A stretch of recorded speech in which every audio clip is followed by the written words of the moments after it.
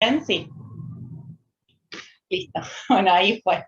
Entonces, bueno, entonces como les decía, lo importante de esta charla es que vamos a hablar un poco de pH impedancia en general, porque como les dije en todos los encuentros que tuvimos hasta ahora, no hablamos nunca de pH impedancia. Me pareció importante, más allá de los avances de la pH impedancia y de las nuevas métricas que vamos a hablar después, hablar un poco de las generalidades de la pH impedancia, porque por ahí hay mucha gente que no hace a diario o que quizás está empezando, o yo sé que hay mucha gente que es muy experta en todo esto. Entonces, como no conozco a todos al público, nada, traté de hacer algo como de bastante básico a algo un poco más complejo, ¿sí?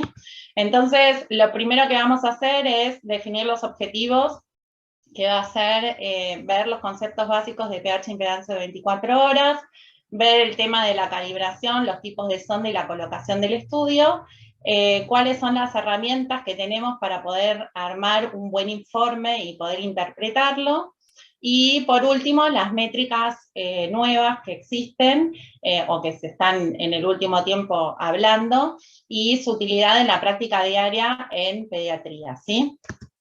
Entonces, bueno, como siempre, para empezar, tenemos que empezar definiendo qué es reflujo para saber después cómo lo vamos a estudiar. El reflujo gastroesofágico se define, como todos sabemos, como el pasaje del contenido gástrico hacia el esófago. Es un fenómeno fisiológico normal y en niños ocurre varias veces por día después de las comidas generalmente y duran menos de 3 minutos.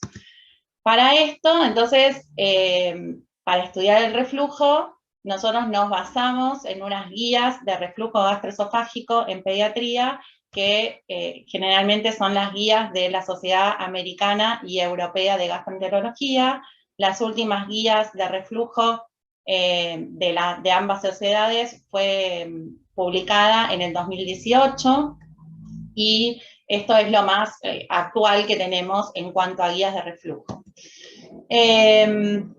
Un poco estas guías nos muestran cuáles son las pruebas diagnósticas para la evaluación del reflujo gastroesofágico, que como verán en esta diapo son varias: la serie de esófago gastrodenal bajo radioscopía y videodeglución, la videoendoscopía digestiva alta con toma de biopsias, la gamma cámara, la manometría esofágica, los biomarcadores, la pH de 24 horas y la pH impedancia de 24 horas. Entonces, de todos estos ya hablaron en otras charlas, ya se habló de algunos de estos métodos, y hoy vamos a hablar entonces de la pH impedancia de 24 horas. Entonces, como sabemos y como estuvimos diciendo, es una de las pruebas utilizadas para el diagnóstico de reflujo gastroesofágico. De todas las pruebas mencionadas, es la que mayor información nos da acerca del reflujo que puede tener nuestro paciente. Todas las otras pruebas también nos aportan información, pero esta es como la más específica, ¿sí? Los primeros trabajos de pH impedancia se comenzaron en la década del 90, ahí me faltó 90, y en Argentina nosotros empezamos con pH impedancia, en general en Argentina y creo que en Latinoamérica. Los primeros pH impedancias que se hicieron fueron a partir de 2004, ¿sí? En el consenso de reflujo de la Sociedad Europea y Americana de Gastroenterología, hubo un consenso que se hizo en el 2009, y ahí recién, imagínense, desde la década del 90 hasta recién el 2009, recién ahí lo consideraron como una prueba de diagnóstico para reflujo, y en 2018 entonces la toman como una prueba específica diagnóstica para reflujo, ¿sí? Entonces, como para ver de qué se trata la pH impedancia, yo sé que muchos de ustedes ya lo recontra saben, pero bueno, me parece importante como empezar por lo básico, que la pH impedancia registra el movimiento anterógrado y retrógrado de los líquidos, sólidos y gas a través de la impedancia, que ahora vamos a ver qué es la impedancia. Y esto conjuntamente lo mide con el pH esofágico a través de un sensor de pH que se encuentra en la misma sonda que se utiliza, ¿sí? Después vamos a ver también las ondas. ¿Qué es la impedancia? La impedancia es todo esto que dice acá, que dice la resistencia al flujo de corriente, y eso es una medición inversa de la conductividad eléctrica de una pared, de la pared de un órgano o de su contenido. ¿Por qué cambia la impedancia? Porque la impedancia, digamos, todo lo que dijimos antes quiere decir que generalmente cuando no hay iones, porque no hay bolo, ¿sí?, que se mueve dentro del esófago, entonces hay alta impedancia, mientras que cuando hay un bolo que se mueve dentro del esófago, hay muchos iones y eso hace que baja la impedancia, ¿sí? Entonces, esto más o menos quiere decir que cuando no hay reflujo, entonces hay alta impedancia porque el esófago no tiene nada que está yendo por el esófago, mientras que cuando hay reflujo que está subiendo por el esófago hay baja impedancia. Entonces acá tenemos una escala de impedancia básica, que muchos de ustedes ya la habrán visto varias veces, esta diapo, pero me parece que está bueno como distinguir. El reflujo tiene una conductividad alta, por lo tanto tiene da una impedancia baja, mientras que la conductividad baja, como la del aire, tiene una impedancia alta, ¿sí? Es inversamente. Entonces, un bolo líquido es eléctricamente más conductor en el interior esofágico que el aire, como estuvimos diciendo. Un bolo líquido ingresa y entonces hace que baje la impedancia, y por otro lado, la impedancia basal es la señal de impedancia que se observa cuando el esófago se encuentra en reposo, ¿sí? Entonces, seguimos. Entonces, las fases de progresión del bolo dentro del esófago es como algo gráfico nada más, ahora lo vamos a ver bien en un videíto. Tenemos cómo se ve un gráfico de impedancia, o sea, dentro de la pH impedancia, entonces podemos ver que hay una línea basal, que es la impedancia basal, como vemos acá, luego hay una entrada de aire, ¿sí? Hay una entrada del bolo a una parte del segmento de los canales de impedancia, luego acá baja la impedancia bien, ¿sí?, cuando pasa el bolo entre un sensor de impedancia y otro, luego ahí hay salida del bolo, y por último ahí hay una contracción del esófago y termina en la vuelta a la impedancia basal. Entonces, también tenemos que saber que el reflujo por pH impedancio es importante saber que solo se tiene en cuenta cuando la impedancia baja, o sea, baja por debajo del 50% de la línea basal en los últimos dos canales de impedancia, o sea, en canales 6 y 5, ¿sí? Más adelante vamos a ver que son los canales más distales. Entonces, si no bajan los canales 6 y 5, no se considera reflujo por pH impedancia. Entonces, acá yo les traje un videíto de cómo se ve cuando hay un trago, ¿sí? Un episodio de trago. Entonces, espérenme un segundo, acá. Ahí está. Entonces, ahí vemos cómo cuando va pasando el líquido, va pasando entre los sensores de la sonda, que son estos, ¿sí? Los sensores de impedancia, entre canal y canal. Los canales se forman entre un sensor y otro de impedancia, y vamos a ver cómo cuando va pasando el bolo, va bajando la impedancia en todos los canales, ¿sí? A ver si ahí se los va mostrando, entonces se va dibujando, ven que empieza a bajar, el bolo pasa por el canal 1, baja la impedancia, pasa por el canal 2, vuelve a bajar, y ahí se va dibujando, ¿no? Entonces, como sale del canal 1, se vuelve la impedancia a la basal, ¿sí? Y así sucesivamente en todos los canales de proximal a distal, porque estamos haciendo un trago, ¿sí? Ahora, ¿cómo se va a ver cuando vemos un reflujo? Entonces, vamos a ver que el reflujo lo vamos a ver distinto. ¿Qué va a pasar? Vamos a ver lo mismo, pero de distal a proximal. Fíjense que ahí sube, ¿sí?, el líquido, ahí entonces se dibuja cómo baja la impedancia de distal hacia proximal. Les traigo este videíto así porque me parece súper gráfico, como para que lo puedan ver en dinámico y entender después qué es lo que vamos a ver en los gráficos de pH impedancia, ¿sí? porque a veces uno como que no se lo puede imaginar, pero con esto me parece que es súper gráfico y fácil de entender. ¿Mm? Entonces, vemos cómo cuando baja el reflujo, entonces ahí se recupera, y entonces vemos que este reflujo llegó hasta canales proximales, y entonces dibujó una impedancia baja en todos los canales, ¿sí? Ahí ven cómo va de distal hacia proximal. Muy bien. Bueno, y ahora vamos a ver cómo se ve un episodio de eructo. Entonces, el eructo, vemos, esperen que lo activo, ahí, ahí está. Entonces, el eructo van a ver que sube aire, porque no sube líquido, sube aire. En el aire, como dijimos, tiene alta impedancia, entonces, o sea, no hay iones, entonces, por lo tanto, tiene alta impedancia, la impedancia empieza a subir de distal hacia proximal, ¿sí? En todos los canales, y ahí vamos a ver cómo se produce un eructo. Esto nos va a servir después para las métricas nuevas, los avances nuevos que vamos a ver, como para que vean cómo se ve un eructo, ¿sí? Gástrico, que viene de abajo hacia arriba. ¿Mm?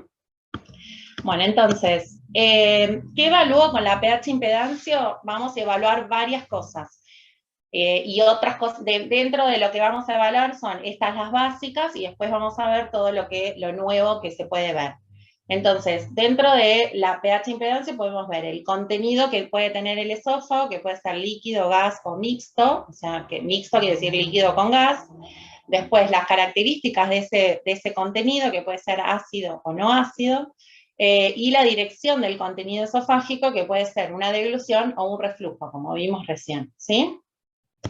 Y después lo que vamos a ver es la correlación sintomática, que es o sea, es algo importante que nos aporta la impedanciometría, que antes no teníamos con la pHimetría, y que es el síntoma, o sea, el índice sintomático y la probabilidad de asociación sintomática. Y lo otro que vamos a ver, o que nos va a aportar, es la exposición al ácido que tiene la mucosa esofágica. Entonces, como vimos, esto es una deglución, o sea, esto es como de verdad, digamos, de un gráfico de verdad, porque lo otro era como muy dibujito. Entonces podemos ver una deglución, ¿sí? Que va de proximal hacia distal, y vemos un reflujo que va de distal hacia proximal, ¿sí? Bajando la impedancia en todos los canales. Después acá podemos ver cuando es ácido un reflujo, que lo que más tenemos que tener en cuenta es que dentro del gráfico de impedancia tenemos los canales proximales, que son estos que están acá arriba, que son el canal 1 y el 2, y los distales, que son el 6 y el 5. En los canales distales son los que están más cerca del esfínter esofágico inferior, y los más proximales son los que están más cerca de la laringe y demás. Y el último canal que dice acá 7 es el canal de pH, que es el que nos va a marcar si el reflujo es ácido o es no ácido, ¿sí? Entonces acá vemos un reflujo no ácido, ¿sí? Esto para los que hacen pH es más que obvio, o sea, el canal de pH muestra el pH entre 8 y 0, y la mitad es el 4, entonces ahí podemos ver que si es por encima del 4 es un reflujo no ácido, si es por debajo, como era el anterior, es un reflujo ácido.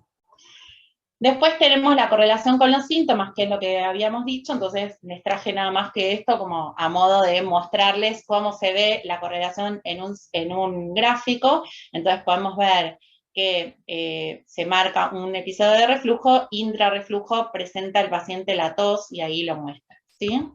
Y esto lo mismo con los ahogos en un bebé más chiquito por otra patología. Y dentro de un reflujo que era ácido, ¿sí? Porque está ahí en la línea del 4 y esto es un reflujo ácido.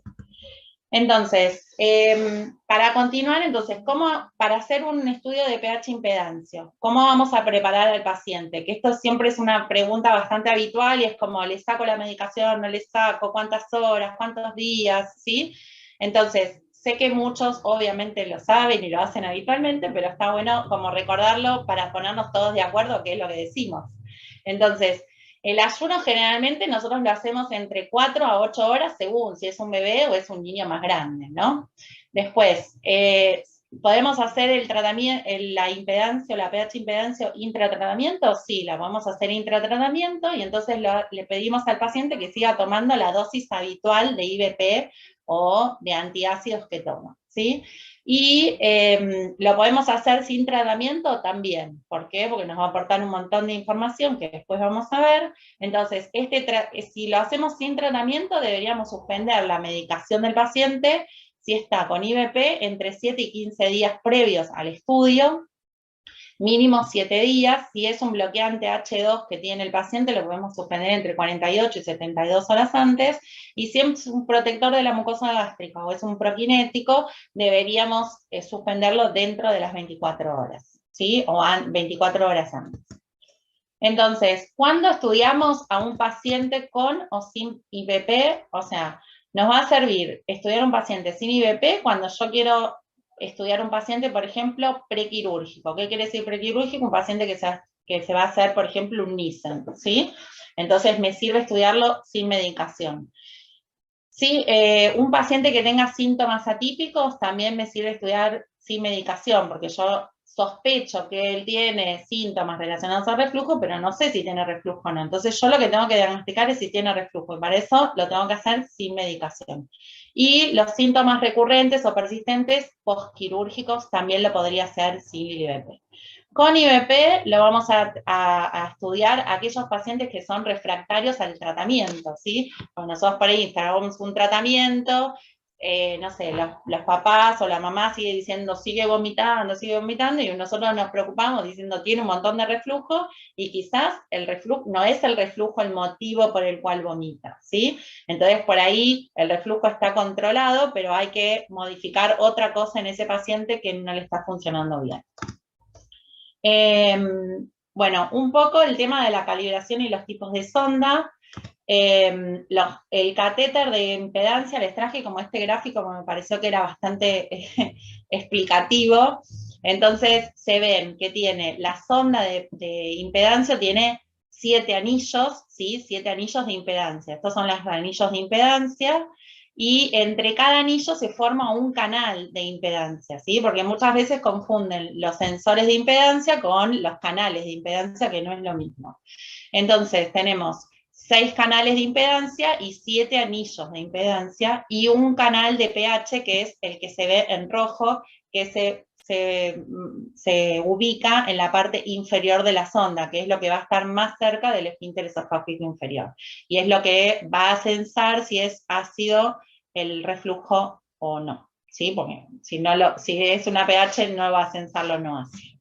Pero sí lo vamos a poder ver a través del movimiento del bolo, ¿sí? Después tenemos los tipos de sonda que utilizamos generalmente. Los tipos de sonda son las sondas para lactantes, que son los recién nacidos hasta los 2 años de edad, o que tengan 75 centímetros de altura. La separación de los sensores en esta sonda es de 1,5 centímetros entre cada uno. La diferencia con las pediátricas las utilizamos en niños entre 2 y 10 años, ¿sí? O que tengan entre 75 y 1,50 m de altura. Muchas veces, les digo esto de las alturas, porque por ahí muchas veces estamos estudiando un niño que tiene una parálisis cerebral, no podemos ponerle una sonda de adultos porque tiene, no sé, tiene 11 años, ¿sí? Porque mide menos de 1,50. Entonces hay que tener esas cosas en cuenta, no solamente la edad. Y después tenemos las sondas de adultos que se usan en los chicos más grandes que miden más de 1,50. Otra cosa importante es cómo lo calibramos. Como todos sabemos, lo calibramos en pH 7 y 4.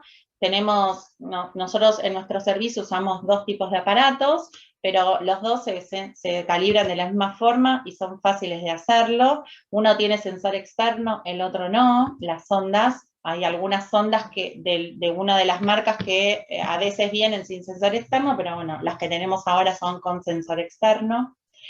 Los aparatos pueden tocar, los pacientes tienen botones y pueden tocar el cambio de posición, las comidas que hacen y los síntomas, entonces ya quedan registrados y no tenemos que nosotros pasarlo de un papel al diario, ¿sí? Igual lo pueden anotar, pero nos parece como más fácil que la mamá pueda tocar sin tener que estar anotando.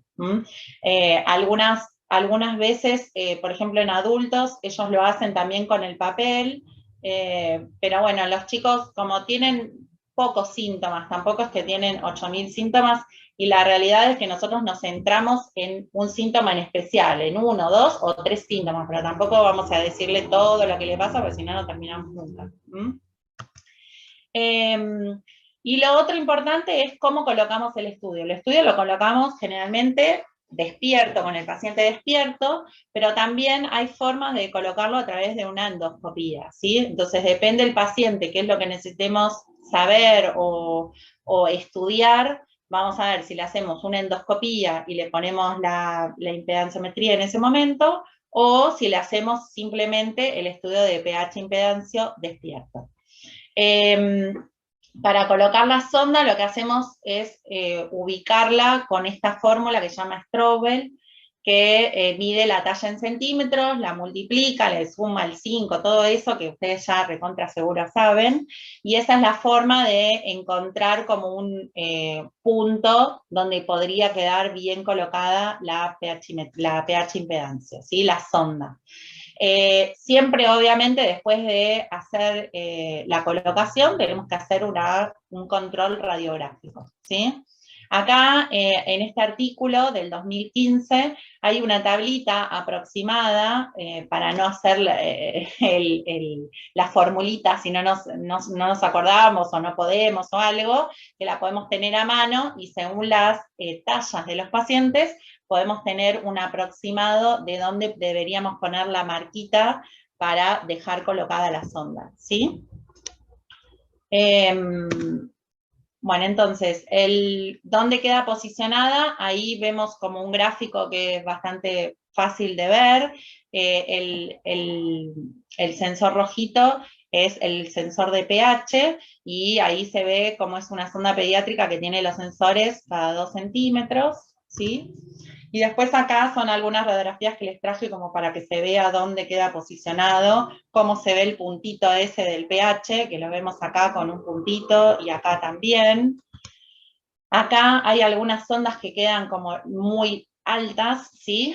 Fíjense que están demasiado altas, entonces hay que progresarlas, y hay otras que están muy progresadas que se fueron a cualquier lado, ¿sí? Entonces, o sea, fíjense, está cualquier cosa, y bueno. Entonces, y ahí ven también en la radiografía el sensor externo que les estaba hablando. Y después algunas mal posicionadas, como por ejemplo esta, que queda como una J, entonces en este caso o hay que retirarla y volverla a colocar, ¿sí? Entonces, ¿cómo analizo la pH impedancia? Bueno, hay varias cosas para empezar a analizar cuando tenemos el gráfico de 24 horas, ¿sí? Entonces, lo importante primero es hacer una reevaluación visual de todo el gráfico de 24 horas. No es pongo la tarjeta y le pongo el autoscan. Me parece que es muy importante ver qué es lo que pasó en ese gráfico en esas 24 horas, porque es como la historia del paciente de lo que hizo en esas 24 horas. A veces uno dice, no, pero si igual está todo bien, no pasa nada. A veces los pacientes se sacan la sonda, se les sale el sensor, uno de los sensores no funcionaba, el sensor de pH dejó de funcionar y me marca todo un pH 0. Entonces, nada, todas cosas que nos fueron pasando durante todos estos años que estuvimos haciendo pH. Entonces, es importante chequear antes de hacer el autoscan del software, saber qué es lo que está pasando y si hay alguna zona que tenemos que eliminar, ¿sí? Algún área que tenemos que eliminar antes de hacer el autoscan. Lo otro importante es saber cuántas horas mínimas se grabaron, porque por ahí es un paciente que se sacó la sonda, no sé, a las 8 horas de grabación. No nos sirve ese estudio, ¿sí? Tenemos que tener un mínimo entre 18 y 20 horas para poder ver bien qué es lo que le pasó al paciente en supuestamente 24, pero con 18 o 20 más o menos nos sirve, que es el holter este esofágico que le estamos haciendo, ¿sí?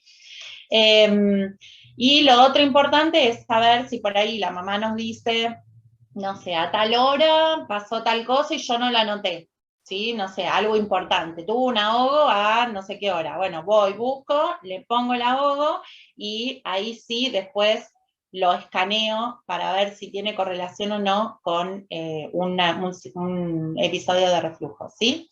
Entonces, siempre hay que mirar el estudio manualmente. Una vez que yo lo escaneo, siempre lo tengo que ver manual. ¿Por qué? Porque a veces el software me puede dar episodios de reflujo que no son y los puede sobreestimar. Entonces tengo que mirar bien antes de entregar el informe. Y otra cosa más es, muchas veces en los bebés chiquititos que le hacemos un estudio por GRUE, por ejemplo, por un ahogo y demás, a veces hay un ahogo que se relaciona con el reflujo, nos dice el informe eso, pero nosotros deberíamos ir al gráfico y chequear que realmente se haya relacionado ese ahogo con su reflujo, ¿sí?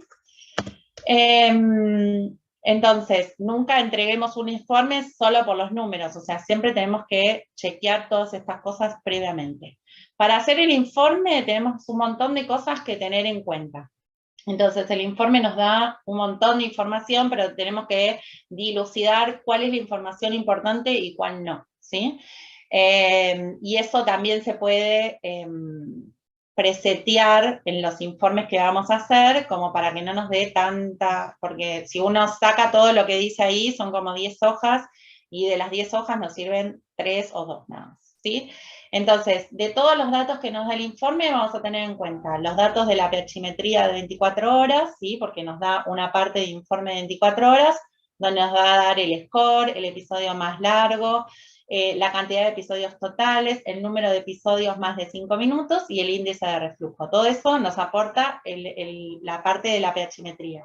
Después en la impedanciometría vamos a ver el número totales de reflujos, el número totales de síntomas, el índice de reflujo, que es el tiempo que el esófago está expuesto al pH a menor de pH 4, a menos de pH 4, la extensión proximal, la evaluación del síntoma para ver si tiene correlación o no, que es lo que hablamos antes, el índice sintomático y la probabilidad de asociación sintomática, y la línea basal, que ahora vamos a hablar bien en profundidad de la línea basal. La línea basal puede o no estar en un informe de pH impedancia dependiendo la relevancia que tenga esa línea basal para ese paciente, ¿sí?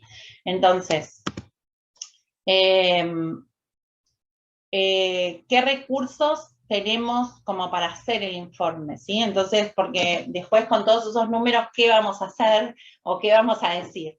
Entonces, hay algunos recursos que nos pueden ayudar a armar un buen informe y después está la interpretación nuestra como médicos, ¿no? De cada paciente y conocer bien a quién estamos haciéndole el estudio. Entonces, dentro de los recursos que tenemos están las tablas de normalidad, los scores de pH-metría, el valor de índice de reflujo, que puede ser normal o patológico, y los porcentajes de índice sintomático de probabilidad de asociación sintomática, que es la correlación sintomática. Entonces, dentro de las tablas de normalidad, como todos sabemos, estas tablas de normalidad en 2014 se hizo este trabajo del cual participamos.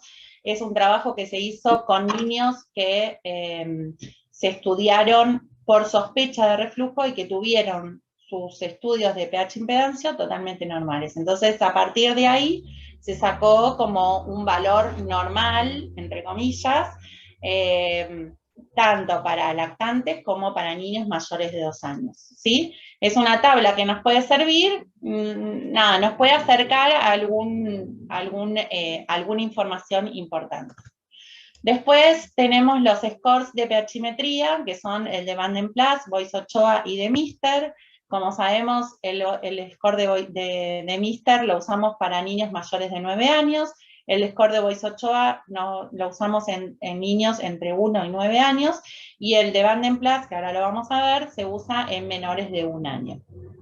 Dentro de esos scores, como vemos acá, nos va a dar el índice de reflujo total, el número de reflujos más de 5 minutos y la duración de reflujo más largo, ¿sí? Tenemos el percentilo 95, que es el que usamos habitualmente. Y después tenemos los valores de índice de reflujo. Bueno, acá está la tablita del Vanden Plas que no se los había mostrado. Entonces, después tenemos los valores de índice de reflujo. Los valores de índice de reflujo que pueden ser normales o patológicos. El índice de reflujo se refiere al porcentaje del tiempo que el esófago está expuesto a un pH menor de 4, ¿sí? Entonces, como la exposición ácida. Y Este índice de reflujo en menores de 12 meses, o sea, en menores de 1 año, es patológico cuando es mayor de 10 el índice, mientras que en los mayores de 1 año el índice es normal con menor de 3, con un valor menor de 3, entre 3 y 7 es indeterminado, y mayor de 7 es patológico, ¿sí? El índice sintomático es otro de los recursos que podemos tener, al igual que la probabilidad de asociación sintomática. Estos son dos índices que tienen que ver con la correlación del síntoma con el reflujo. El índice de síntomas se mide en una ventana de 2 minutos, se considera positivo cuando es mayor del 50%, y la probabilidad de asociación sintomática es un cálculo más complejo que se hace a través de una prueba de Fisher, y es positivo cuando es mayor del 95%, ¿sí? Entonces, todos estos recursos y todas estas cosas son cosas que vienen desde cuando empezó la pH impedancia, ¿sí? O sea, esto es lo básico de pH impedancia. Acá, un poco con relación a la correlación con el síntoma, yo dividí los síntomas como en categóricos y no categóricos, a ver, el que tiene mucha importancia y el que no tiene tanto, ¿sí? Entonces, los síntomas categóricos para nosotros pediatras deberían ser los ahogos, la cianosis, la bradicardia, el cambio de coloración. Entonces, si yo tengo una correlación con uno solo de estos síntomas, o sea, si yo tengo un solo ahogo y justo veo que ese ahogo se relacionó con el reflujo, lo puedo considerar patológico, ¿sí? En cambio, en los síntomas no categóricos, por ejemplo, la tos, la pirosis, el sube juguito, a veces con el sube juguito todos se ríen, pero los chicos lo dicen así.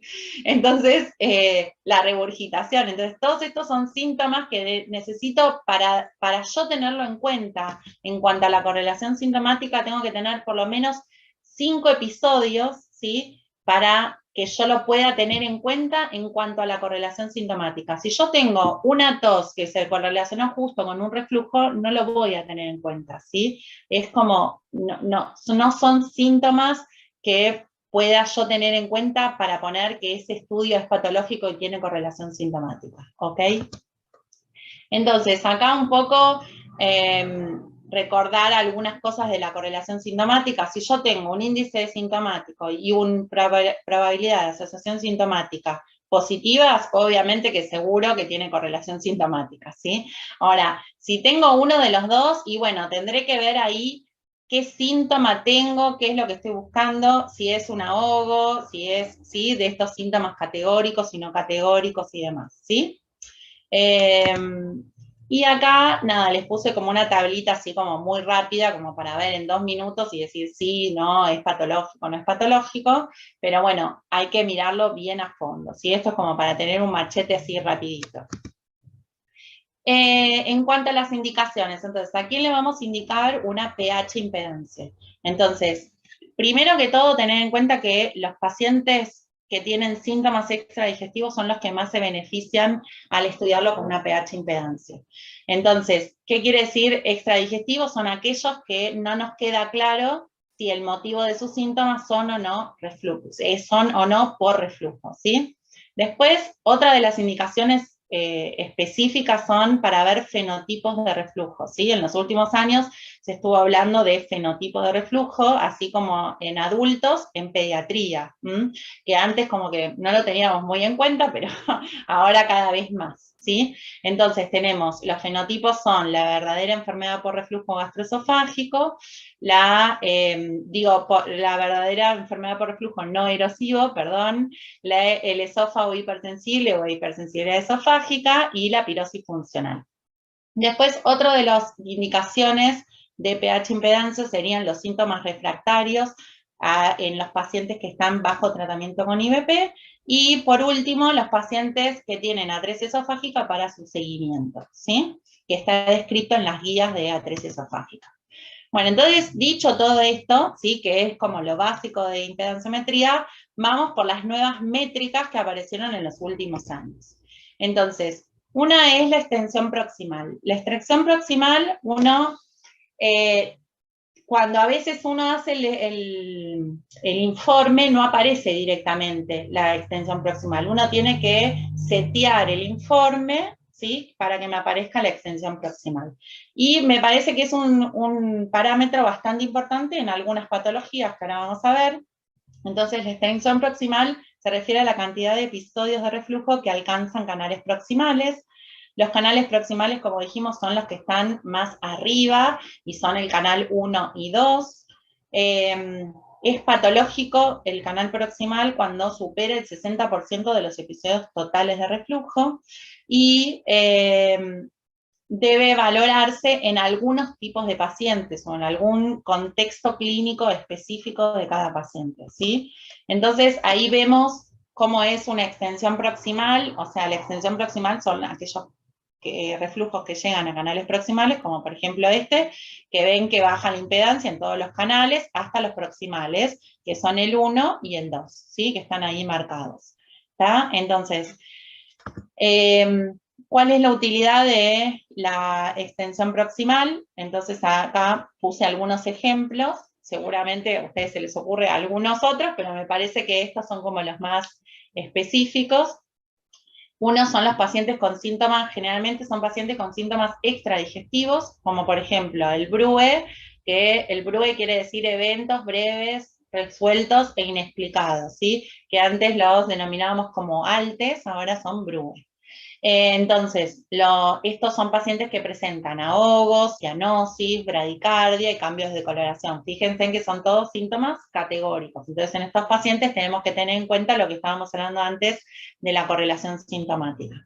Después, los pacientes que tienen bronquitis obstructiva recurrentes, que son generalmente los que nos mandan o nos derivan los neumonólogos, el asma, las neumonías a repetición, la tos recurrente y las laringitis a repetición también, ¿sí? Aunque algunos de todos estos síntomas son poco relacionados, ¿sí?, al reflujo. Por ejemplo, la laringitis es una de las cosas que menos se relacionan con el reflujo, sin embargo, hay pacientes que sí tienen reflujo y por eso tienen laringitis a repetición. Y en estos nos es de mucha utilidad saber cuál es la extensión proximal que tienen. Después, otro de los parámetros así nuevos, o que están en los últimos años, es la línea basal media nocturna. No es tan nuevo, pero bueno, quizás en el último tiempo como que tiene más relevancia y cada vez le dan más relevancia.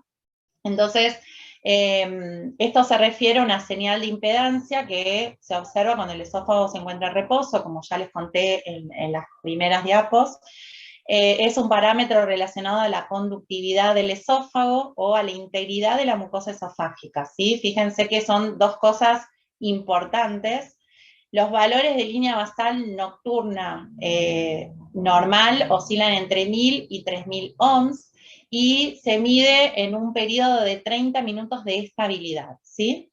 Se puede considerar como una prueba, como una evidencia adicional, como les dije antes, pero en algunos pacientes pueden tener mucha relevancia. Entonces, ¿cómo medimos la línea basal media nocturna? Entonces, se mide en un periodo de 30 minutos de estabilidad. Estos 3 periodos de 30 minutos, lo que se hace es buscar 10 minutos de cada hora. Las horas que se buscan generalmente son a la 1, a las 2 y a las 3 de la mañana, que es el periodo durante el sueño y donde el paciente está tranquilo durmiendo. La estabilidad se refiere a que se debe tratar de excluir los momentos en donde el paciente tiene episodios de reflujo o de deglución, ¿sí? O sea, eso hay que excluirlo y hay que buscar un periodo que no haya ni degluciones ni reflujos. Y luego todos los valores obtenidos por el software, lo que hacemos es promediarlo y tener un valor de línea basal normal, ¿sí?, nocturno. Entonces, ¿cuándo decimos que una línea basal normal nocturna es normal? Cuando está entre 1000 y 3000 ohms, pero si está con un valor bajo, ¿qué es lo que vamos a sospechar o a qué nos aporta? ¿Para qué nos sirve saber que está bajo esa línea basal? Entonces, los valores bajos de línea basal nocturna se refieren generalmente a el daño de la mucosa, como dijimos, o a trastornos de la motilidad esofágica. Los daños de la mucosa los pueden tener los pacientes que tienen esofagitis por reflujo severo, aquellos que tienen esófago de Barrett o que tienen una esofagitis eosinofílica, ¿sí? Y los pacientes que tienen trastornos severos de la motilidad con éstasis de bolo, pueden ser, por ejemplo, aquellos pacientes que tienen atresia esofágica, que tienen una calasia o esclerodermia, ¿sí? Entonces, yo acá les traje algunos trabajos que me pareció interesante ver cómo a través del tiempo fue cambiando el tema de cómo se mide la línea basal, porque no siempre fue igual, ¿sí?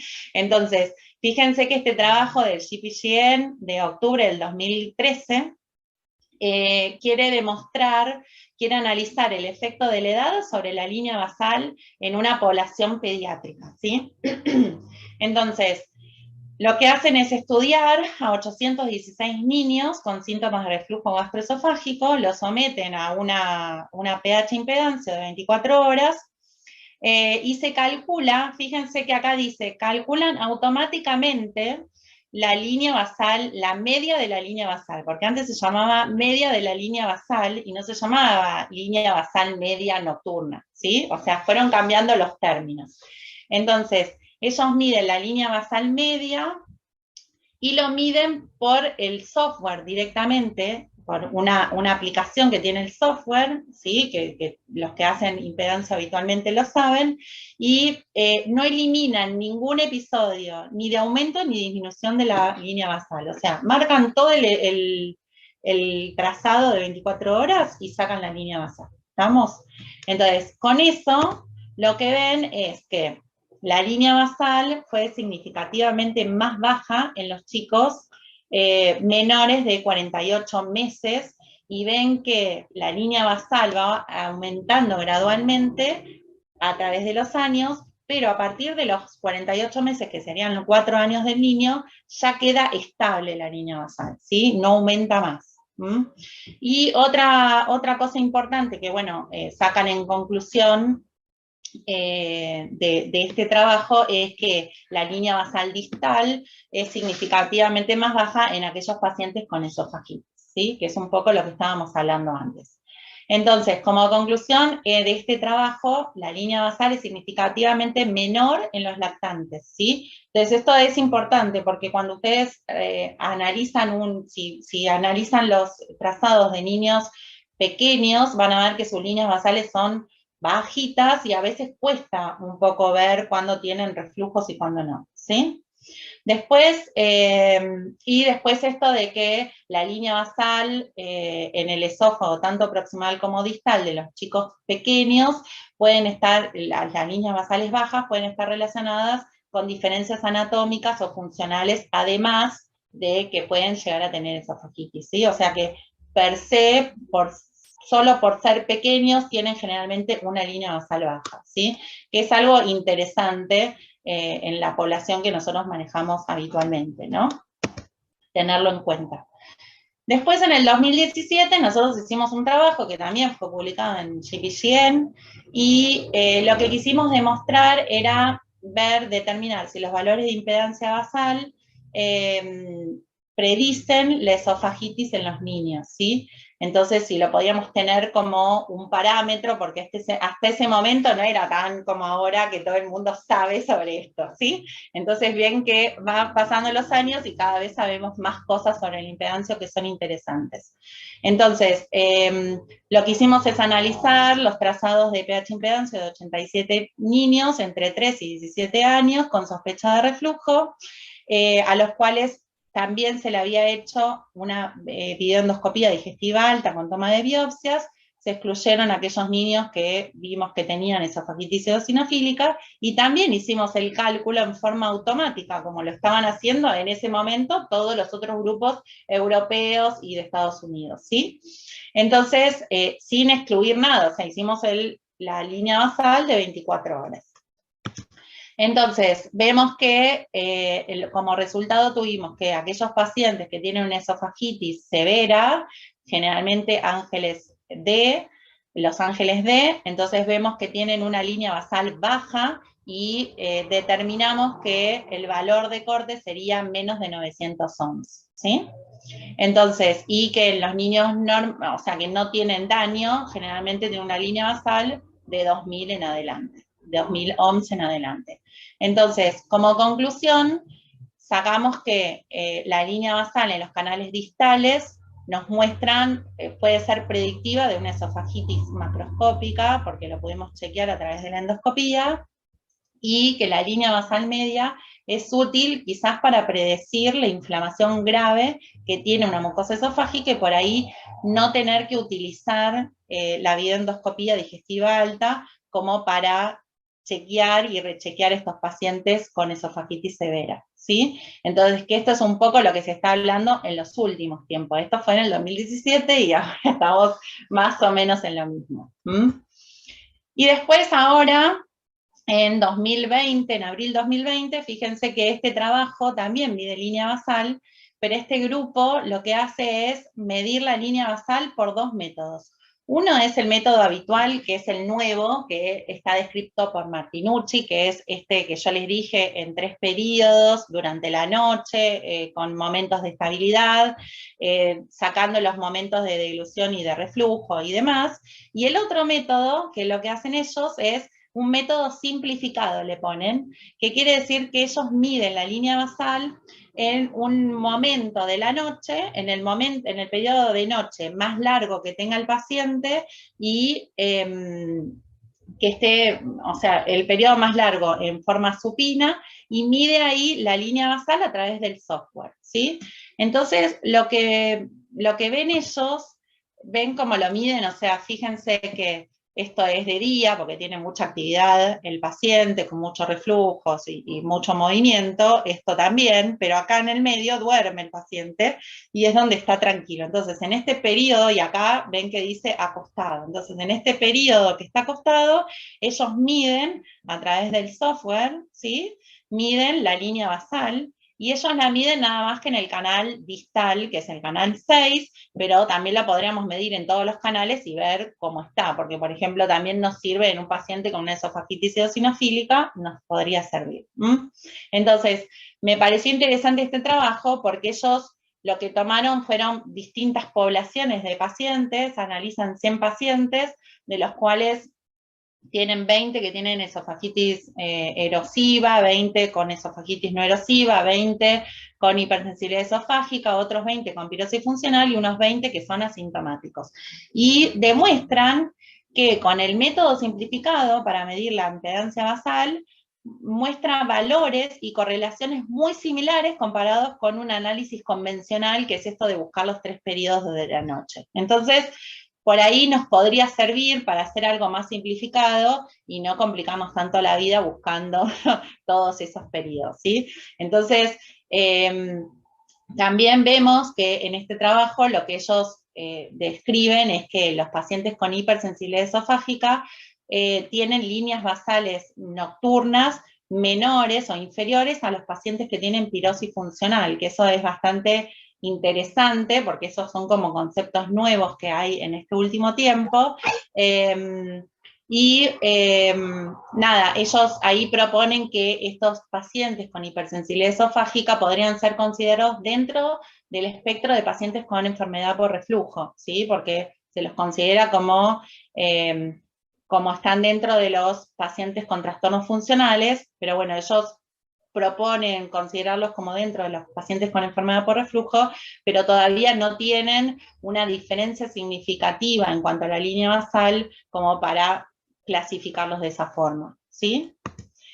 Entonces, dentro de las consideraciones de la línea basal nocturna, media nocturna, es un parámetro que surge aproximadamente hace unos 10 años, o sea, fíjense que no es tan nuevo, pero como que cada vez sabemos un poquito más y salen nuevos trabajos que van actualizándose y van dándole más relevancia a la línea basal.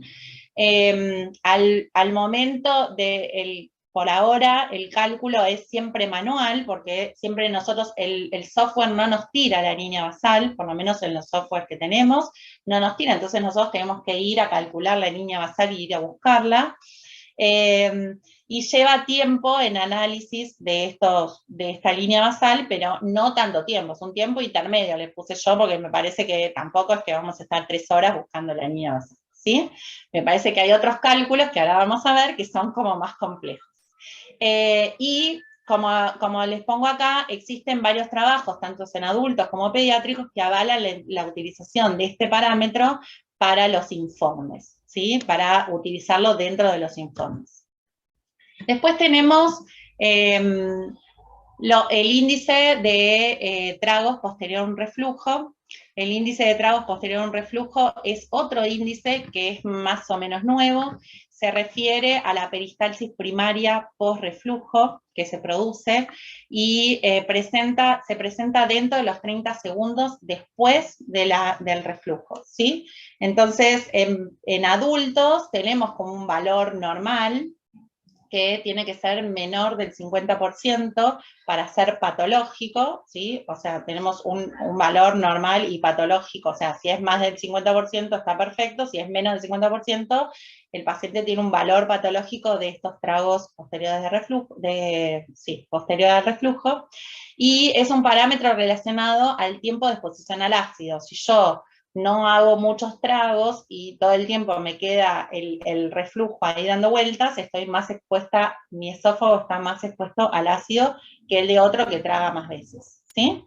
Y por ahora, como les pongo ahí, no hay resultados muy concluyentes en pediatría porque recién ahora se están haciendo algunos trabajos que ahora vamos a ver. Entonces, ¿cómo se mide el índice de trago post-reflujo? Se debe medir, o sea, tiene que estar presente en los 30 segundos después del reflujo. Generalmente se observa que se observa en todos los canales de impedancia, pero no siempre tiene que estar la dilución en todos los canales de impedancia. Generalmente el trago tiene que ser obviamente, de proximal hacia distal, ¿sí? Ahora lo vamos a ver en un gráfico. Y la mejor forma de visualizar estos tragos post-reflujo es en una ventana de 2 minutos. ¿Por qué? Porque ahora vamos a ver que en este gráfico vemos que en una ventana de 2 minutos nos da esto que es los 30 segundos, ¿sí? Entonces yo puedo ver que los 30 segundos posteriores a un reflujo veo que tiene una deglución. Ven que baja la impedancia de abajo hacia arriba, o sea, de proximal hacia distal, y ese es un trago post-reflujo, ¿sí? Entonces, lo que les decía es que hay algunos trabajos que en pediátricos que están tratando de buscar valores de referencia, que también participamos nosotros, nuestro grupo de este trabajo. Sin embargo, todavía no hay publicación de esto porque, bueno, está en tratativas de publicación, pero el año pasado en el Congreso Americano de Gastroenterología del 2020, se mostró el trabajo y bueno, y de ahí empezamos con el tema de la publicación que todavía no se pudo lograr. Entonces, algunas consideraciones del trago post-reflujo. Entonces, es un parámetro que surge más o menos hace unos 5 años, ven que es mucho más nuevo. Al momento el cálculo es manual, al igual que la línea basal, lleva más tiempo porque tengo que ver todos los episodios de reflujo y tengo que ver si cada episodio de reflujo está seguido de un trago post-reflujo y medirlo cada 2 minutos con esta reglita de los 30 segundos, a ver si está dentro de los 30 segundos o no. Y como les pongo acá, por el momento existen trabajos a predominio de adultos, en adultos, pero hay algunos en vías de publicación que, por ejemplo, y algunos más que nosotros estamos haciendo para los próximos congresos. Después tenemos algunos otros parámetros que también se están teniendo en cuenta en los últimos años, que son los eructos. Antes los eructos como que no los teníamos tan en cuenta, por lo menos en pediatría, en adultos tampoco tanto, pero bueno, en los últimos años se le dio como un poco más relevancia. El eructo, como sabemos, es un fenómeno fisiológico que se desencadena a través de un reflejo vasovagal y es inducido por una distensión gástrica y que determina la relajación del esfínter esofágico inferior. Suele ser inocuo y no alterar la calidad de vida del paciente, pero a veces altera la calidad de vida de ese paciente y entonces ese paciente es el que nos viene a consultar, ¿sí? Generalmente puede estar relacionado, puede ser de manera aislada el eructo, pero también a veces puede estar relacionado a pacientes que tengan reflujo o que tengan dispepsia, ¿sí? Entonces ahí vemos que en la población general el 5% de los pacientes con dispepsia pueden tener reflujo, pueden tener eructos, y el 48% pueden tener, de los que tienen síntomas de enfermedad por reflujo gastroesofágico, también pueden tener eructos. Entonces, ¿por qué sucede un eructo? Cada deglución nosotros ingerimos un volumen variable de aire, a veces más y a veces menos, el cual se transporta al estómago. Cuando durante el eructo el aire que está dentro del estómago se acumula y entonces ese aire que está haciendo presión sobre el estómago, esa presión abre el esfínter esofágico inferior y hace que se expulse por la boca, ¿sí?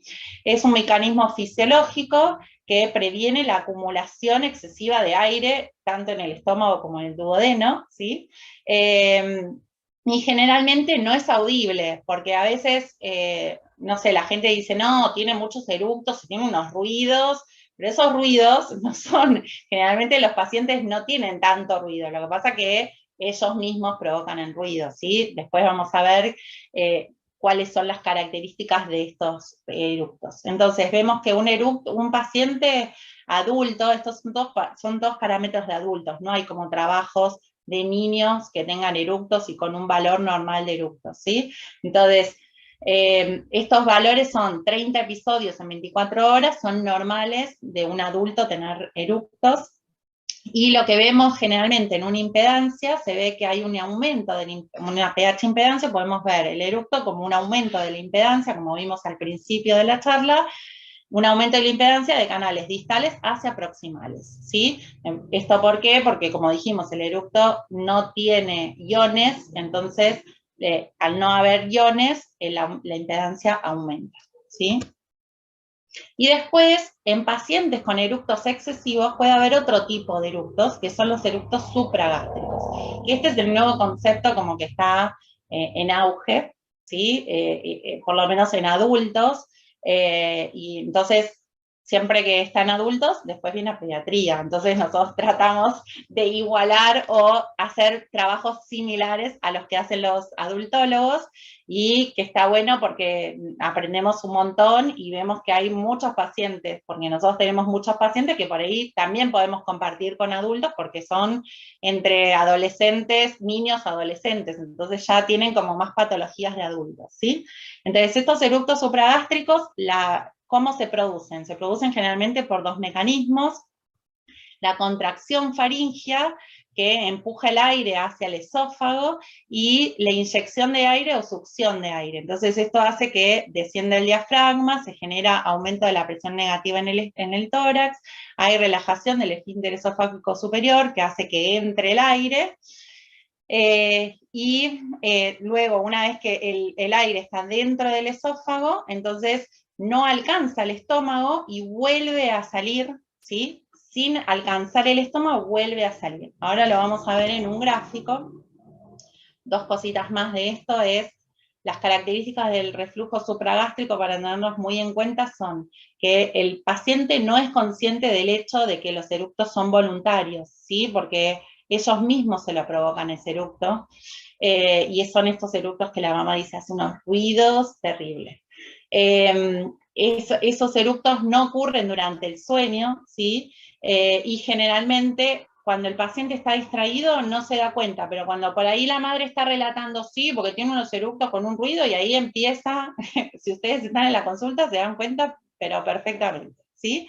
Entonces todo esto hace sospechar que el paciente lo hace en forma voluntaria, pero en realidad él no se está dando cuenta de lo que está haciendo, ¿sí?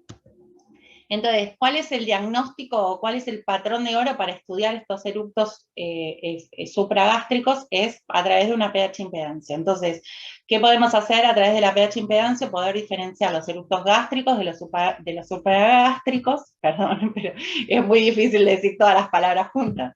El paciente entonces registra ahí los episodios, puede con los botones, puede ver pueden registrar los episodios de eructos sintomáticos, entonces nosotros saber a qué corresponde ese síntoma, si es el síntoma que tuvo, corresponde a un eructo gástrico o supragástrico. Y los eructos supragástricos, en general, hay un aumento rápido de la impedancia en los canales proximales, ¿sí? Fíjense que es distinto que el otro, que el gástrico. Ahora lo vamos a ver en el gráfico. Entonces, generalmente aumenta la impedancia en los canales proximales y hacia los distales, y después es seguido de un regreso rápido hacia el proximal nuevamente. Generalmente el valor patológico también en adultos es de 13 eructos supragástricos en 24 horas. Entonces, podemos ver acá un gráfico súper gráfico, que está buenísimo para mí, que vemos que el eructo gástrico lo que hace es aumenta la impedancia de distal hacia proximal, ¿ven? La dirección. Y después baja. Ahora, en cambio, el eructo supragástrico es al revés, sube la impedancia de proximal hacia distal, ¿sí? Y después recupera, porque sale rápidamente y recupera. Entonces, en la práctica diaria, ¿en qué nos va a aportar todos estos parámetros nuevos que vimos, ¿sí? Ya falta poco. Entonces, en la práctica diaria podemos ponerlo en práctica en, por ejemplo, pacientes que tienen enfermedad por reflujo gastroesofágico. Entonces, ahí podemos ver el reflujo gastroesofágico, la enfermedad por reflujo gastroesofágico puede ser erosiva o no erosiva. La enfermedad no erosiva es aquella que no tiene erosiones en el estudio endoscópico, mientras que la erosiva tiene síntomas y tiene erosiones en el estudio endoscópico. Y esto nos va a servir, como dice ahí, para diferenciar distintos fenotipos de reflujo y poder tratarlos mejor sabiendo ante qué paciente estamos, ¿sí? La enfermedad por reflujo gastroesofágico no erosiva generalmente son pacientes que tienen síntomas típicos de reflujo, que no tienen evidencia endoscópica de esofagitis o complicaciones por su reflujo. Constituyen generalmente el 70% del grupo de individuos con síntomas de pirosis y regurgitaciones. Esto es en la población general, no estoy hablando solo de pediatría. Y estos pacientes generalmente son de difícil tratamiento, ¿sí? Porque muchas veces tienen trastornos funcionales que no son tan fáciles de tratar solo con IVP. Entonces, casi en el 2/3 de las personas que tienen pirosis típicas no presentan erosiones en el estudio endoscópico, y esto hace que tengan una enfermedad por reflujo no erosiva, como dijimos antes. Generalmente estos pacientes con trastornos funcionales tienen algún tipo de hipersensibilidad visceral, entonces un poquito de dolor para ellos es muchísimo, ¿sí? Y la pasan muy mal.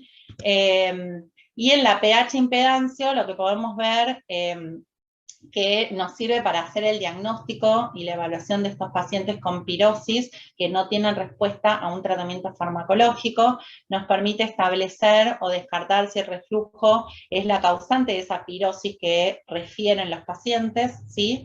Y permiten distinguir en estos fenotipos, como dijimos antes, de verdadera enfermedad por reflujo no erosiva, de hipersensibilidad esofágica o de pirosis funcional, que son los nuevos términos que para nosotros en pediatría antes como que no los teníamos muy en cuenta, pero la realidad es que en los últimos años cada vez toman más relevancia, y más todavía en el último año con pandemia estuvimos terribles.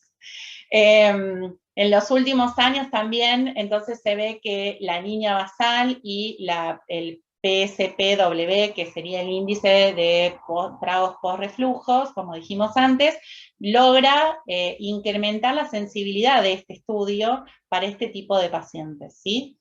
Y entonces lo que podemos ver también es que los pacientes con hipersensibilidad esofágica muestran valores de PSPW y de impedancia basal nocturna promedio más o menos, que generalmente son significativamente menores que en los pacientes que no tienen nada, que son sanos o que tienen pirosis funcional, ¿sí? Esto es más que nada en adultos, porque en pediatría nosotros todavía todos estos estudios no los tenemos, ¿sí? No tenemos ni PSPW normales, líneas basales sí, pero todavía la PSP normal no lo tenemos. Entonces, estos fenotipos de enfermedad por reflujo gastroesofágico no erosivo, tenemos todos estos tipos que son la verdadera enfermedad por reflujo no erosivo, que como dice ahí, la pH impedancia va a ser patológica, con una exposición al ácido patológica y puede o no tener correlación sintomática, y en la endoscopía no tiene erosiones porque no es no erosiva. La hipersensibilidad esofágica, que la pH impedancia va a tener una exposición al ácido normal con correlación sintomática positiva, ¿sí? Y la endoscopía es normal también, no tiene erosiones. Y las pirosis funcionales son aquellos pacientes que tienen todo normal, que tienen una pH normal y una endoscopía totalmente normal. Les traje ahí un cuadrito que me pareció súper interesante, no me acuerdo de qué congreso lo saqué, pero estaba buenísimo, y que es muy útil como para ver realmente cómo podemos tener los síntomas típicos, las erosiones, la exposición al ácido y la correlación sintomática en cada tipo de paciente, ¿sí? Entonces esto lo podemos tener a mano y es como fácil de acodarnos. Acá les trajo un trabajo que también hicimos nosotros, que lo hicimos el año pasado y lo presentamos en el Congreso Americano de Gastroenterología. Y lo que quisimos demostrar era que si había qué utilidad tenía hacer una pH impedancio de 24 horas en aquellos pacientes con síntomas típicos de reflujo que no responden a un inhibidor de bomba de protones, ¿sí? Entonces, como sabemos, los síntomas típicos de reflujo son frecuentes en pediatría, como la epigastralgia, la pirosis, la náusea y el vómito. Así también, como sabemos que generalmente en estos pacientes más grandes se pueden utilizar inhibidores de bomba de protones más o menos alrededor de 8 semanas y hacer una prueba empírica. Estos IBP generalmente se usan en forma más prolongada que 8 semanas, porque hay gente que se va de la consulta y no vuelve nunca. Entonces, las 8 semanas son las recomendados en la guía de reflujo, como les hablé antes, del 2018. Y entonces, tenemos que tener en cuenta que por ahí, teniendo en cuenta los criterios de Roma, que son los que clasifican los fenotipos de reflujo, por ahí estamos ante un paciente que no tiene una enfermedad por reflujo gastroesofágica y tiene un trastorno funcional, ¿sí? Entonces, y por eso no responde al IBP. Entonces, lo que hicimos es estudiar a pacientes que se habían hecho endoscopía y pH impedancio, y que habían recibido IBPs y que persistían con síntomas típicos de reflujo. Entonces lo que hicimos es estudiar esos pacientes, que se habían presentado todos pacientes mayores de 5 años, que tenían síntomas de epigastralgia, pirosis, náuseas y vómitos. Todos fueron tratados con inhibidores de bomba de IBP. Y no mostraron mejoría de sus síntomas. Lo hicimos entre el 17 y el 19, y todos se realizaron ambos estudios, y cuando lo hicimos desde el estudio de endoscopía e impedancio, ya estaban sin terapia de IBP, obviamente porque queríamos saber si tenían o no reflujo, ¿sí? Como hablamos al principio, para hacer el diagnóstico de reflujo tenemos que hacerlo sin nada de medicación.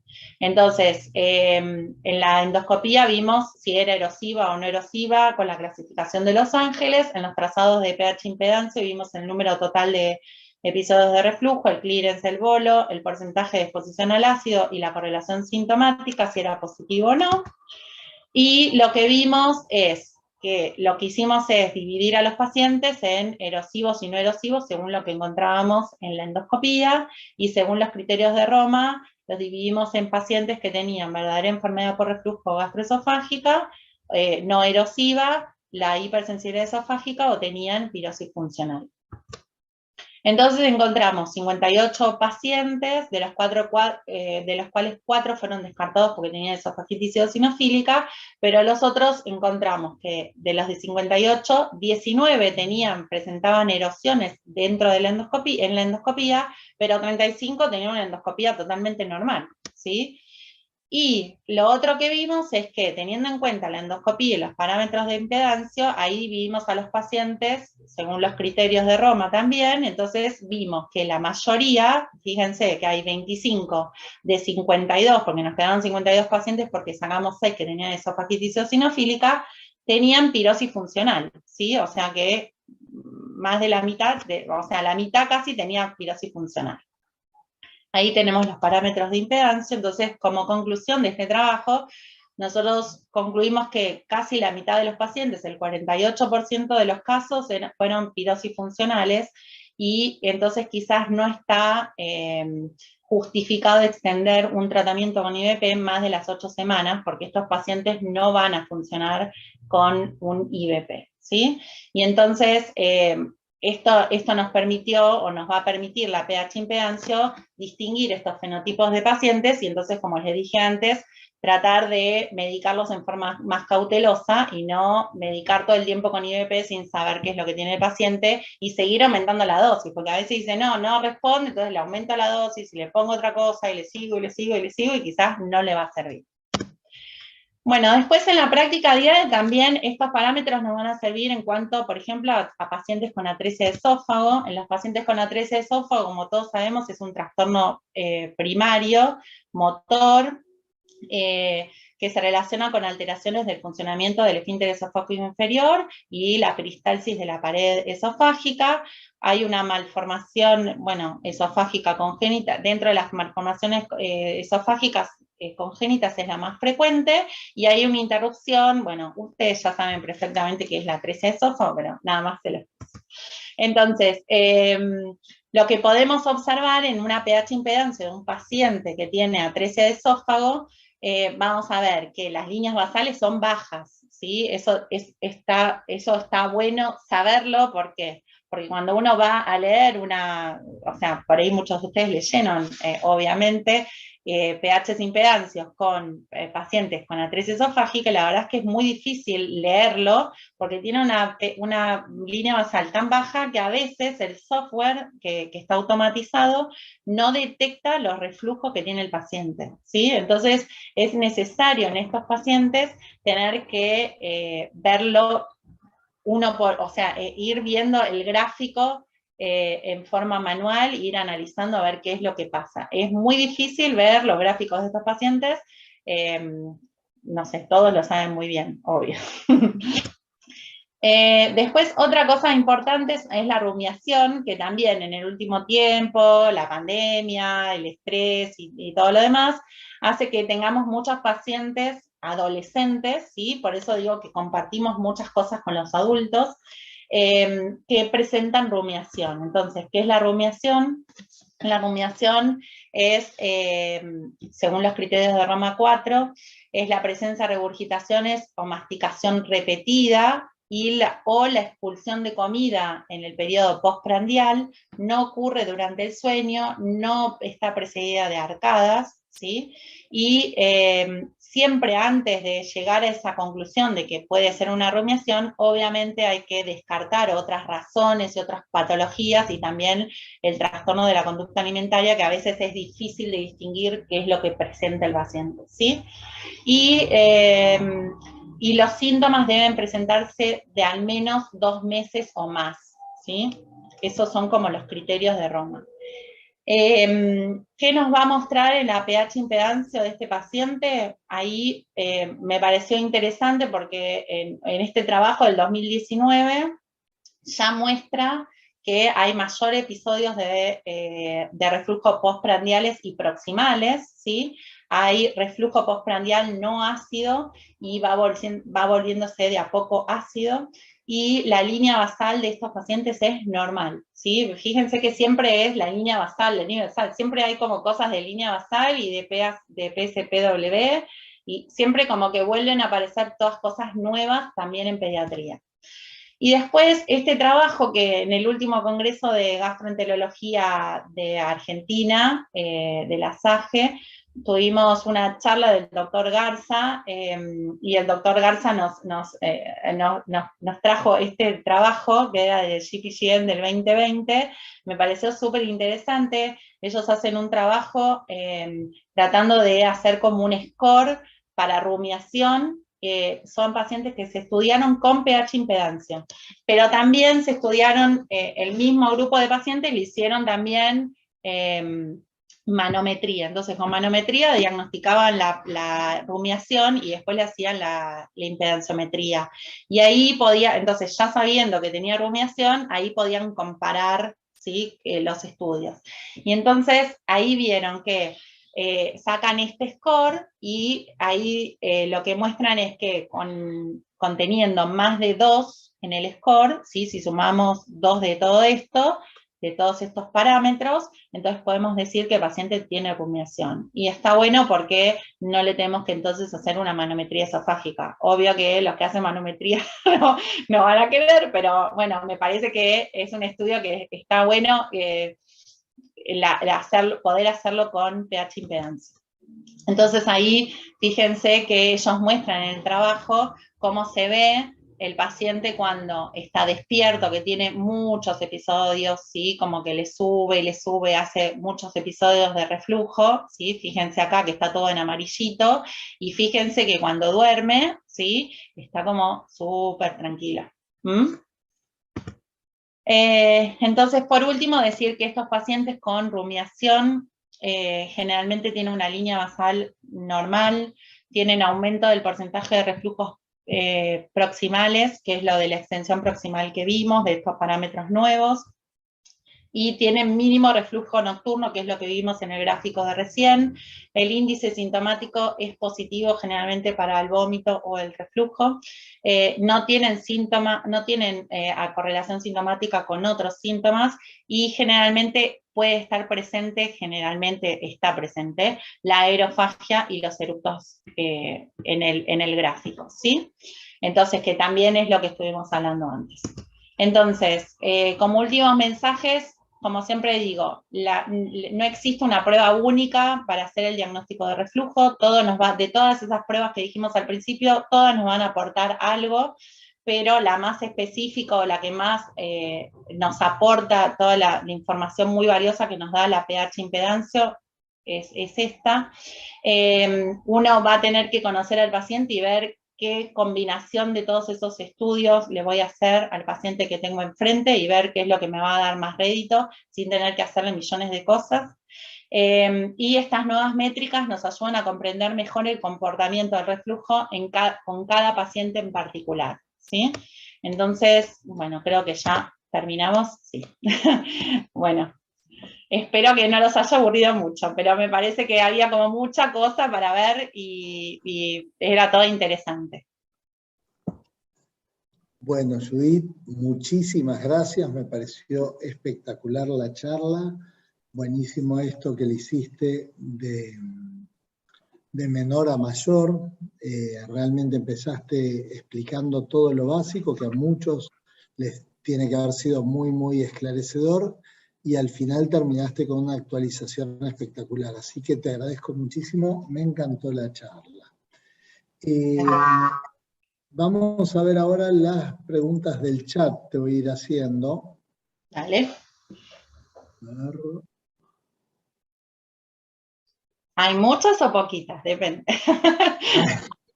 Ay, creo que hubo mucha atención.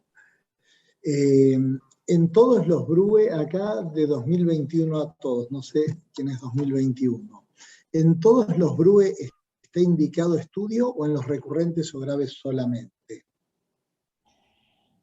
A ver, en realidad en los BRUE que tienen realmente alguna circunstancia que ponga en peligro su vida, ¿sí? Porque por ahí a veces nos piden estudios por BRUE, ¿sí? Porque, no sé, miró para el costado cuando estaba tomando la leche, o sea, como que hay que tener un poco de criterio, ¿sí? Entonces hay que evaluar al paciente primero, hay que preguntarle a la mamá bien cómo fue ese BRUE, que supuestamente es, o que por lo cual está internado, y después decirle, bueno, a ver, si nos parece, o sea, nosotros tenemos que tener un criterio médico y saber si este paciente vamos a sacar algún rédito de hacerle una pH impedancia o no, porque muchos pacientes, por ejemplo, dicen la mamá, sí, cuando estaba tomando la leche, como que se ahogó, pero bueno, quizás es porque, quizás en ese paciente, antes de hacerle una pH impedancia, o quizás le pediría una videodilución, por ejemplo, y después, si la videodilución es normal, bueno, entonces ahí sí vamos por la pH impedancia, pero me parece que hay que tener como que no siempre decir todo que sí. Me parece que uno tiene que decir sí, porque a veces nos llaman y nos dicen, bueno, sí, hay que hacer una pH impedancia. Bueno, ¿por qué? ¿Para qué? ¿Qué es lo que queremos saber de este paciente? Y quizás hay que interrogar un poquito más a la mamá, porque nosotros como gastroenterólogos tenemos como nuestras cositas que quizás los pediatras no preguntan tan específicamente. Sí, sí, coincido, y por otro lado también está que como causa de BRUE no siempre va a ser gastroenterológica, y por ahí el criterio del pediatra habría que descartar también causas cardiológicas, infecciosas, neurológicas. Muchas veces nos pasa que, por ejemplo, nosotros nos piden y le diagnosticamos el reflujo, pero después le decimos, me parece que igual necesita una evaluación neurológica, mirá que lo que hizo, no sé si es tan de reflujo, o sea, quizás de casualidad le encontramos, o el paciente justo también tiene reflujo, pero quizás también se asocian a otras cosas. Entonces, me parece que nosotros, más allá de decirle si tiene o no tiene, también hacer como el consejo, ¿no? Porque a veces como que no nos queda muy claro y sabemos que ese paciente no es solo lo que tiene reflujo, como decimos. De acuerdo. Acá hay otra pregunta. ¿Hay estudios contundentes sobre la reproductibilidad de este estudio en un mismo paciente en diferentes días? No, no. Generalmente como que había una diapo, me parece, pero me parece que la saqué, no me acuerdo. Pero como que era difícil reproducir el mismo estudio en el mismo paciente y ver lo mismo, ¿sí? Y aparte también en la lectura hay mucha variabilidad entre un observador del gráfico y otro. Por ejemplo, yo lo miro y me parece esto, y otro lo mira y me parece otra cosa, o por ahí podemos coincidir en unas cosas pero en otras no. Entonces, por eso es que está bueno que haya como uno que es como el experto, que mira y como que decide, porque si no, muchas manos en un plato hacen, como dicen, hacen mucho garabato. Entonces, por ahí no está bueno que todo el mundo meta la cuchara en el mismo paciente. Me parece que está bueno que haya uno que diga, bueno, esto sí, esto no. Bien. Acá Roberto Arazamendi, un lujo tenerlo con nosotros, hace un par de preguntas. ¿Hay excepciones a la duración de 8 semanas de tratamiento con IVP, por ejemplo, post cirugía de atresia o Barrett? Hay excepciones al tema del tratamiento. Sí, Generalmente que sean más de 8 nosotros, semanas. generalmente al postquirúrgico, si se hizo Nissen, nosotros lo tenemos un mes con medicación post cirugía, y después se lo suspendemos, ¿sí? O sea que ese paciente no necesita estar 8 semanas. Y el Barrett, no, el Barrett va a tener que seguir con medicación. Perfecto. Y también pregunta acá Roberto, ¿han detectado pacientes que con el correr del tiempo cambian de pirosis funcional a enfermedad por reflujo, erosiva o no? Eso no te puedo responder, porque los pacientes generalmente que tienen pirosis funcional, como que después, tipo, los diagnosticamos así, los mandamos a hacer terapia, hacemos algunas cosas como para cubrir un poco el síntoma y demás, pero la realidad es que después quizás ni vuelven, ¿sí? No tengo como un seguimiento de ese paciente, o sea, no tengo un post, digamos, no tengo esa pirosis funcional, después como que se pierde, y aparte generalmente las pirosis funcionales son muchos adolescentes, y la realidad es que los adolescentes son medios volados, no vienen, no vuelven tan fácil a la consulta, cuando uno dice, bueno, ya quédate tranquilo, que no tenés nada, que está bien, que no sé qué, y es como que bueno, ya está, esto listo, y lo saqué, no vuelven. Sí, por ahí vuelven de adultos, no lo sabemos. Claro, por eso. Yo no lo vuelvo, o sea, no vuelvo a ver tantas pirosis funcionales. Sí vuelvo a ver algunas, pero no tengo un seguimiento a largo plazo a ver si después hacen enfermedad por reflujo. Bueno, acá Verónica Tarifa, una amiga de Jujuy, parece que Jujuy está muy, muy activo. Hola, excelente presentación. Mi pregunta es, en pacientes con encefalopatía crónica que hacemos seguimiento post-Nissen, que hay recurrencia de vómitos, ¿qué parámetro veo en impedancia si sospecho disfunción esofágica o un Nissen que no funciona? Sí, en general, digamos, nos pasó en muchos pacientes que se hicieron cirugía de Nissen, estuvieron, digamos, nunca le pudimos sacar la medicación post-Nissen, o sea, siguen con medicación eterna. Le hacemos endoscopía post-Nissen y porque siguen mal y que siguen con la medicación, y muchas veces Nissen que no funcionaban, los podemos diagnosticar a través de, o sea, vemos una impedanciometría muy patológica con unas líneas basales horribles, porque tuvimos, no puse el ejemplo porque tengo varios ejemplos que en otras charlas por ahí las puse, pero vimos que, por ejemplo, hay pacientes que se tienen que hacer un re-Nissen porque, digamos, no le está funcionando, y los charlamos con el cirujano, los tratamos de aguantar, de mantener, pero la verdad es que tuvimos 2 o 3 pacientes que tenían un esófago, una esofagitis por reflujo severísima, con una impedancia basal muy baja, eso es lo que se ve, o sea, se ve una impedancia basal muy baja con un montón de reflujos, a pesar de estar con el Nissen y con tratamiento, porque nosotros en esos pacientes los estudiamos con tratamiento porque estamos viendo que son refractarios. Perfecto. Bueno, de Renata Weisenbaum. Hola Renata, placer que estés también vos con nosotros. Muchas veces la indicación de impedancio es previo a la cirugía por una traqueostomía. Si es la primera impedancia si la primera impedancia que realizo es patológica, ¿cómo realizo la de control? ¿Con o sin IBP? En realidad, ella me está preguntando, Rena, hola Rena, ¿cómo estás? Me está preguntando, me está preguntando, digamos, si un paciente tiene traqueostomía y se la quieren sacar, supongo.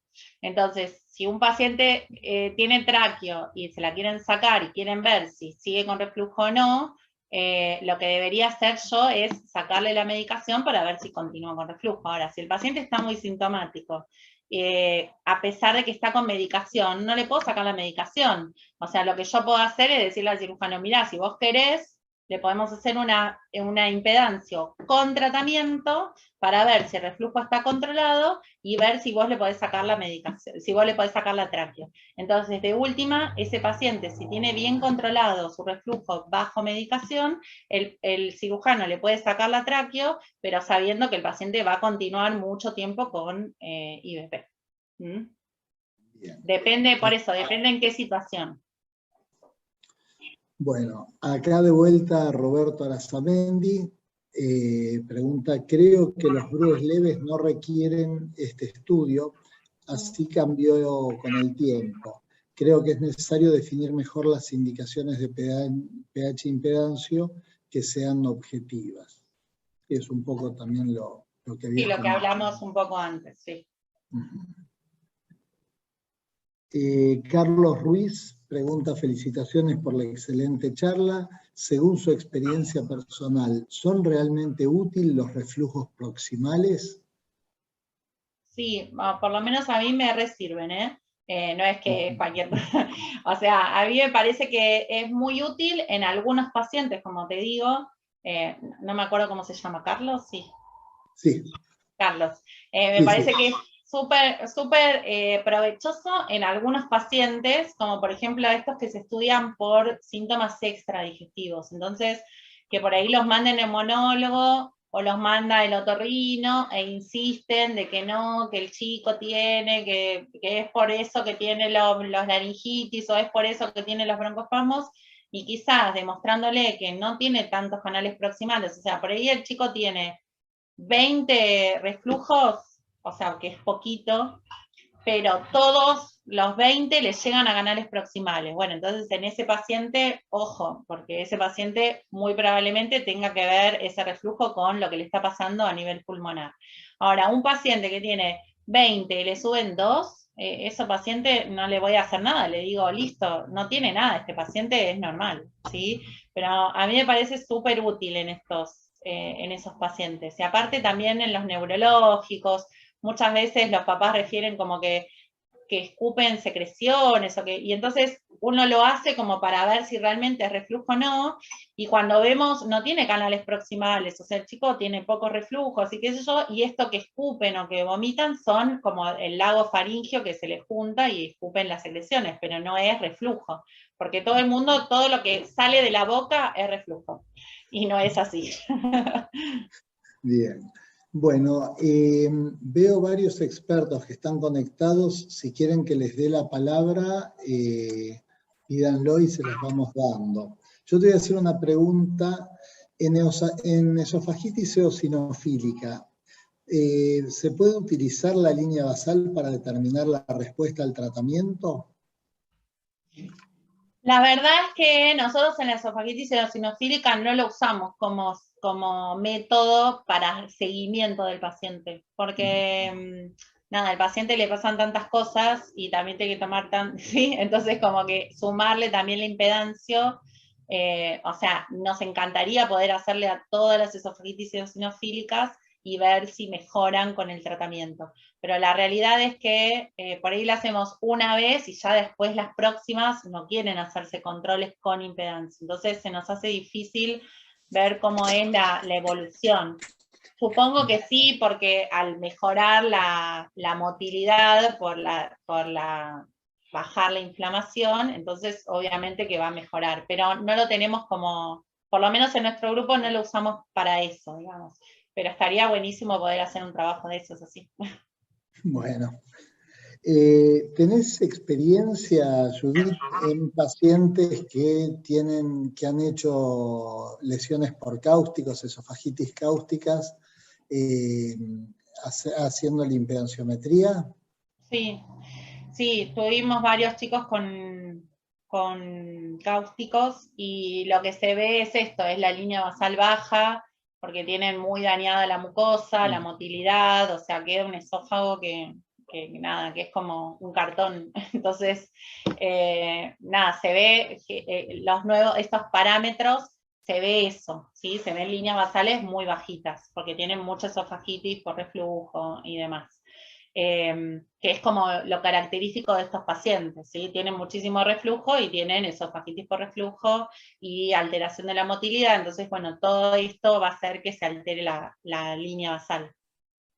Y seguramente también tienen los canales proximales, que también me estaban preguntando antes, o sea, bueno, todos los problemas que trae la motilidad, ¿no? Bien. Bueno, acá hay otra pregunta de Roxana Salcedo, de Colombia. Hola, buenas noches, excelente charla. ¿Los pacientes con atresia esofágica tienen indicación de realizarse siempre pH impedancia? ¿Y qué relación tiene esta patología con la enfermedad por reflujo? Bueno, están las guías de atresia esofágica, ¿sí? que están de la sociedad americana y europea, como siempre nos manejamos con esas, que proponen hacer pH impedancio en los pacientes con atresia al año, ¿sí? De vida, después a los 10 años y después cuando pasan la transición a adultos, ¿sí? Esos son los 3 momentos, hitos en una atresia de esófago. Ahora, si nosotros le hacemos más seguido o no, nosotros en general durante el primer año no hacemos, sí hacemos al año, pero después, entre el año y los 10 años, me parece que es muchísimo tiempo dejar un paciente sin estudiar, sin ver, sin hacer nada, con una atresia de esófago. Generalmente los pacientes con atresia de esófago tienen muchísimo reflujo, entonces es importante ir chequeándolos durante la infancia, y muchos de estos chicos, el tema es que siempre hablamos que los papás están como muy acostumbrados a que los pacientes hagan como cosas extrañas, como movimientos, toman mucho líquido, y todas esas cosas como para suplir lo que no puede hacer su esófago, ¿sí? Entonces, hay que interrogar bien a estos papás y hay que estar como encima de esa patología, porque muchas veces requieren de hacer estos estudios o algún estudio en el medio que no sea 10 años después, no es al año y a los 10. A mí me parece que es un montón lo que propone la guía, pero es así lo que dice, ¿sí? Ahora en la práctica, bueno, después cada grupo hace como algo diferente. No, no, seguro. Nosotros en el seguimiento también depende a veces de la clínica del paciente, los estudios que se le hacen entre el año y los 10 años. Bueno, acá Silvia Cócolo, buenas noches, excelente charla. ¿Qué experiencia tienes en pacientes con disfonía crónica? En pacientes con disfonía crónica nosotros hicimos trabajo sobre eso también, y lo que vimos es que, como dicen también las guías de reflujo, es una de las patologías que menos están relacionadas con el reflujo. Hicimos un trabajo mirando a partir de la laringoscopía que hacía el otorrino, diciendo que tenía el edema y el eritema y todo lo demás. Estudiamos esos pacientes y vimos que casi el 61% de los pacientes que tenían, o casi el 70% más o menos, que tenían todas esas cosas en la laringoscopía patológica, nosotros no encontramos reflujo. ¿Sí? Entonces es como, sí se puede relacionar, pero no es sí o sí, es en algunos pacientes pueden relacionarse, pero como te digo, en la guía de reflujo está bien descrito que es uno de los síntomas menos asociados a reflujo. Bien. Acá Carlos pregunta, ¿qué utilidad tiene el clearance del bolo? ¿Cuál es el valor normal? El clearance del bolo se utilizó bastante tiempo como algún parámetro más. Ahí en una de las tablitas que les mostré, es 141, me parece, de segundos. Eso se utilizó varios tiempos porque es como otro parámetro que lo tenemos y qué sé yo, pero la verdad es que en el último tiempo lo que se vio es que específicamente lo que vemos es la exposición al ácido, como hacen los adultos, ¿sí? Es la exposición al ácido, la correlación sintomática, y bueno, y después todas estas otras cosas que vimos, pero como que no se tiene tan en cuenta el clearance del bolo. Sí es verdad que cuando uno ve una pH impedancia de un paciente con una atresia, con, no sé, un ECNE que tiene como poca motilidad del esófago y demás, lo vemos un poquito prolongado, ¿sí? O un poquito o mucho, pero no le damos tanta importancia, o sea, dice, tiene clearance del bolo aumentado, bueno, listo, pero no es que es algo que también, por ahí lo informamos porque es muy patológico, pero por ahí no hacemos nada con eso. Bueno, te hago otra preguntita yo, ya que estoy. En caso de cirugía de Nissen, ¿indican realizar previamente la manometría esofágica? A veces está también que no se dispone tan fácilmente, hay pocos centros que la hacen, y menos manometría de alta resolución. ¿Pero ustedes le indican habitualmente la manometría? No, nosotros primero nosotros no disponemos de manometría esofágica con catéter pediátrico. Sí tenemos de adultos, entonces sí podemos hacerlo en pacientes más grandes.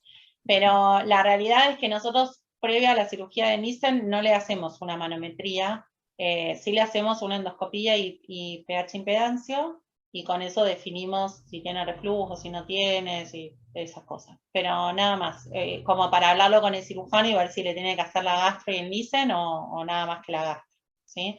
Porque, digamos, depende del equipo de cirujanos, por lo menos el nuestro prefiere hacer las dos cosas juntas en el mismo tiempo quirúrgico y no tener que después volver a entrar al mismo lugar. Entonces, por eso hacemos las dos cosas antes de la cirugía, ¿sí? Pero como no le pedimos manometría así de rutina a los que se van a hacer Nissen. Perfecto. Sí, además muchas veces los que van a recibir un NICEN, muchas veces son chicos dañados neurológicos, en los que cuales no pueden, no van a colaborar en hacer una manometría. Ana, ¿querés preguntar algo, comentar algo? Bueno, felicitarla a Judith, que la verdad que me gustó mucho la charla, fue una revisión muy completa, y por ahí 2 o 3 comentarios. Con respecto a hacer manometría antes de la cirugía de NICEN, nosotros tampoco tenemos catéter pediátrico, podríamos hacerla a partir de chicos, no sé, a partir de los 6 o 7 años, pero no la hacemos de rutina. La verdad que se trata de una atresia de esófago y le hacemos una manometría, seguramente el cirujano no le va a querer hacer el NICEN, porque seguramente va a ser muy patológica, pero la realidad también es que disminuyó mucho la indicación de NICEN en atresia de esófago. No sé qué les pasa a ustedes, pero en general indicamos mucho menos NICEN que años anteriores. Sí, total. O sea, igual nosotros, ¿eh? Y porque además vemos los síntomas post-NICEN que son muy difíciles de manejar. La verdad que las arcadas, el rechi, la recidiva del reflujo es bastante complejo. Después, con respecto a la charla, bueno, me gustó el enfoque que hiciste de las indicaciones. Por ahí yo lo que agregaría, que a veces puede servir también para evaluar el tránsito del bolo, sobre todo en los más chiquitos donde no podemos hacer una manometría. Es decir, puede ser útil hacerle al finalizar el estudio 10 degluciones al paciente y ver si el tránsito del bolo es completo o no.